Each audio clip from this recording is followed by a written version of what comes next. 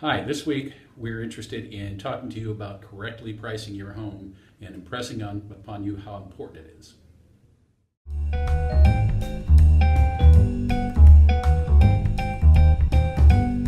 The first thing I want to go over you, and the first point that we want to make, is that pricing is king.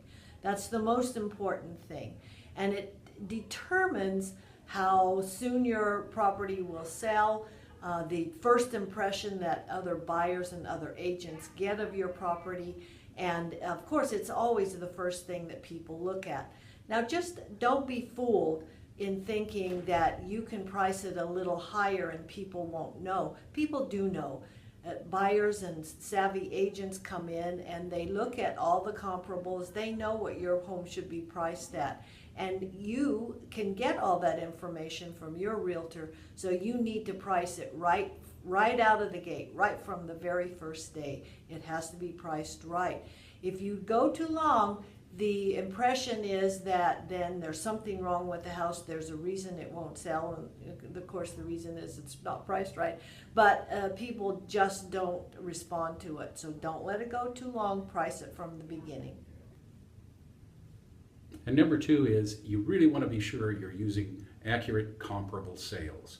Sales from the neighborhood where your home is and recent sales. You can't use something from last year just because it looks good and might give you a good comparable. You got to use recent sales, and you got to use those sales numbers that are in your neighborhood, your particular area. The third item we want to talk to you about is comparing in a favorable manner. Compare fairly. And that means that you have to take your property and its exact specific location and compare it to others in that location. So you might have a fairly common floor plan that happens all over, specifically around Gilroy or another city that the prices are set for. But you got to know that you still have to take into consideration your neighborhood. Is it in the desirable school district? Is it in the, does it back up to open space?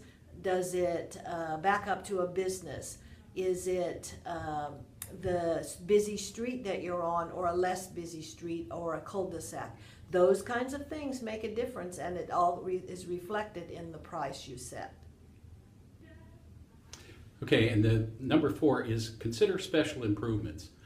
If you've gone to the effort to improve and update and remodel areas of your home, the kitchen, the bathrooms particularly, that's going to reflect obviously in the price you get for your home. However, don't be surprised that you won't recover the full cost of those improvements as compared to the home next door that may be vintage and original. So, and then, for example, a pool. Don't be surprised if your agent tells you the pool is a neutral, okay?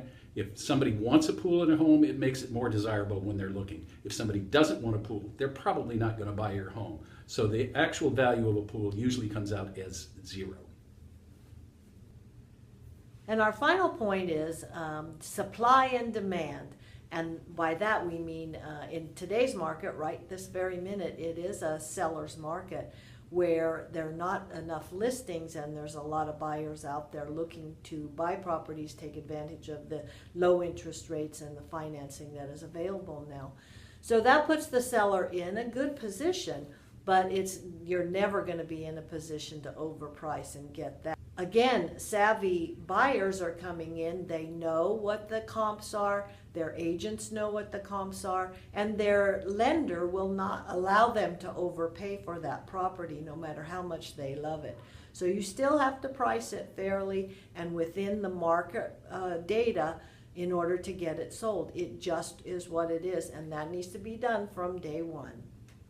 So now is the time to talk to your agent. If you're thinking about selling, start your planning now and make sure that you understand that we're going to help you get it priced right so that it actually does sell.